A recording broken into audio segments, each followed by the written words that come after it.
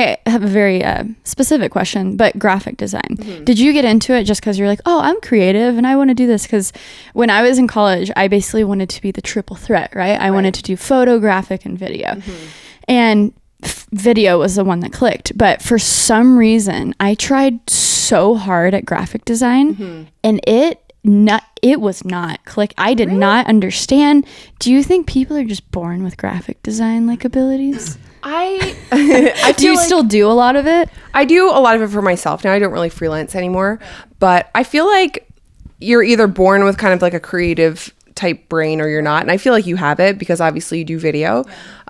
The school I went to was very like technical based. We weren't really taught how to think creatively, but if you do like a degree program, usually they teach you how to think conceptually and things like that. I went into graphic design because I actually wanted to do photography, and we didn't have a photography program in St. John's, so I went to... Is this high school or college? College. Okay. Yeah, so I went to university for 6 months and failed everything because Nice. I don't know how to study and I suck at reading. Screw that. Yeah, so I was like dropped out, and I wanted to go to Ontario to take photography, but it was too expensive. So I was like, okay, well, what are the alternatives here? And my friend was doing graphic design, and I was like, well, that sounds cool. I like drawing and art and whatever. And so I got in and fell in love with the whole world of design, and then decided that's what I was going to do. And photography was just like a side thing.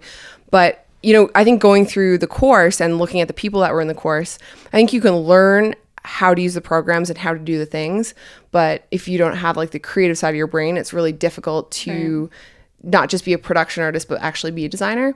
But it does take a bit of work. Yeah, maybe I just didn't put in the work, because video, I dabbled like from middle school. And so graphic design, once I just hopped in, everyone seemed so good, and I was starting at zero, and maybe it just seemed too intimidating, but I'm still obsessed with all things design, like all the documentaries on Netflix, and like in another life I would be a designer. But those people might have the similar the flip side of that argument. They may have been dabbling in design since middle school, found it easier, and then look at you and like, oh, I wish I could do video like that. Oh, that's just not my cup of tea.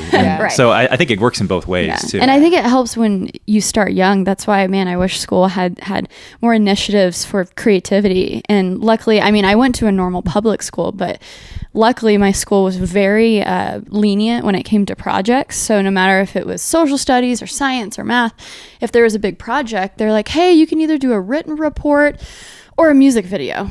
And I was like, that's amazing. Music video, hell yes. Okay, cool. And then, you know, I would be the music video chick. And so so when you said you were like studying the designers and stuff, was that in college, or you just like linked up with a job with your friend, or did you finish college? I finished college. Okay. So beforehand I was just trying to learn like on my own through my friend who was a designer. So he was like kind of teaching me over like whatever the messaging software was at that, probably like what is it? MSN? Doesn't matter. Anyway. MSN, yeah. So MSN Messenger. So we'd be like chatting. I'm like, how do you do this in Illustrator? Can you teach me how to do this? And I sucked so bad. I feel like I sucked really bad for a long time. I think it's hard to like get decent at it. But so I went to school. My program was 2 years. So normally like if you go for a degree, it's 4. But I went to trades college, so it was 2 for a diploma. It's a bit different. So for that. Yeah. I'm so for that. It's like it's not as expensive, I'm sure. Oh, so much cheaper. You get to focus, screw the basics. You need another English class? Probably not. No, exactly. And so we were like taking apart computers and learning all the technical stuff. And so it was 2 years. I finished it. And I worked at a marketing company for a year and a half, and I did not like it. So I was like, yeah, I'm going to just start my own business and left. But I feel like that year and a half working there and like grinding it out, like I learned a shitload from. It's like, good for training and understanding the industry and understanding if you even want to be in the industry. Exactly. Right? Yeah. I wouldn't have not have known like I didn't like working for a marketing company had I not done it. So yeah, it was interesting. So with that, was that when the blog started? Or did you like move back to St. John's, or timeline wise? We were in St. John's then, so that was 2009. Oh, the trade school. Trade school was gotcha. Yeah, so I went. We're old. We are old. That was 2009, and then I worked at the marketing company for 2 years. Chris and I started a business. We actually had a screen printing studio in St. John's for a bit. So that was a big thing, and then in 2011 we bought the house. So there was about like like a 4-year gap between. But it sounded like you were just like, hey, let's do this. Let's start a business. Let's find a need. Yeah. So with screen printing, were you just getting local, you made like local businesses, like, you know, screen printed shirts and stuff? Yeah. So the original idea for us is we wanted to have a clothing company. We wanted to do like a streetwear brand. Yeah. Because he was, you know, post riding BMX and he was in with it. He understood like the cool kids.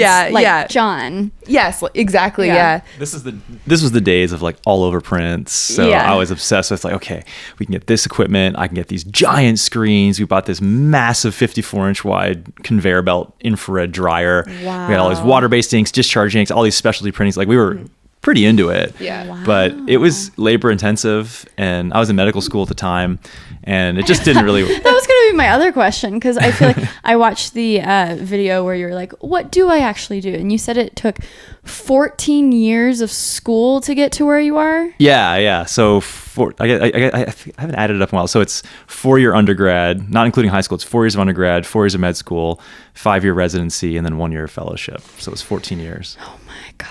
I went to school for 2 years. Yeah.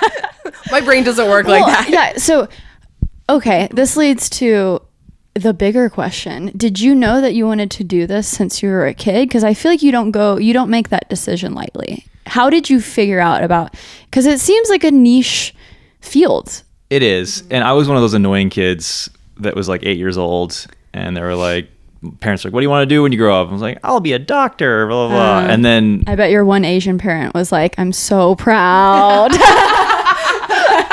That is so racist. I've never heard anything more racist in this podcast. It's like one of those things where like if you're related or if like your partner is like half Asian at all, you're like, are you allowed to say things like that? Yeah. That's what I say. I'm like, can I say that?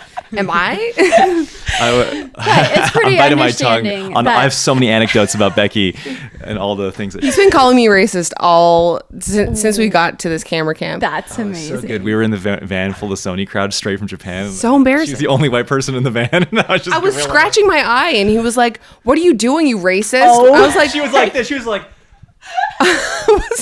Again, incentive to look at the video version of this podcast. Exactly. What was Becki doing with her eyes? Oh my Who knows? Gosh!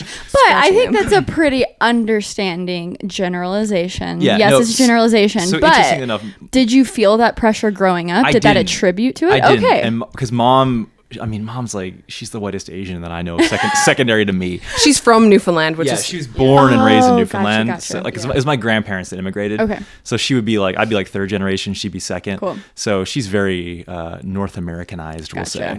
But she actually, her and dad sat down with me one time, when I was probably like in university, and they were like, Chris, you don't have to go to med school just because you said you wanted to do it all this time. I know you're really interested in video and film, and if you want to do that, like that's a really good career. Man, your parents seem epic. They were great. How looking cool back on it, them. and seeing other people's parents not that cool, I'm very lucky for that. But for me, it was always something that I saw myself doing, and that was just a goal that I wanted to accomplish. So I did that. So I was again one of those annoying kids from 8 years old that was like, yeah, that's what I want to do. I can't even see myself being a YouTuber for 14 years. I'm like, because that's like 14 years of training, and then you start your job. And then you start So not even 14. Yeah, that would be me 14 years putting in work to be a YouTube. I mean, I'm not saving lives though. So let's stop that analogy in its tracks. So now that you've arrived, are you like, yeah, until the end time, this is what I'm going to do? Yeah, that's basically it. Yeah. It's funny because I'm straddling these two worlds, and I see that there's a lot. I can see merit on both sides, because a lot of times people are taking these tried and true career pathways. Oh, I'm going to be a doctor. I'm going to be a lawyer. I'm going to be an engineer. I'm going to be whatever. These, it's a it's a well blazed trail. Yeah. There's a definite way path. A path there. Mm-hmm. You just have to put the work in and make the grades, and then do it. And just be dedicated to it, and eventually, the chances are you'll get to that spot. Yeah.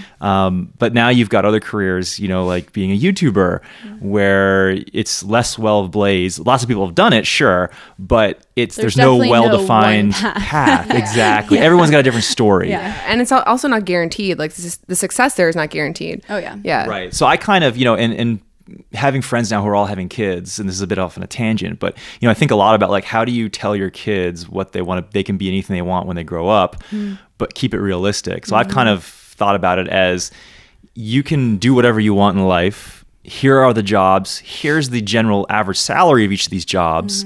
And here's the chances of you making it. You make the decision based on your own risk tolerance. Maybe that's a little bit much to tell an 8-year-old kid. No, I mean, I think... But if he's also Asian like me, he'll get the numbers. He'll be doing the calculations. Amen. Beep, boop, beep, boop.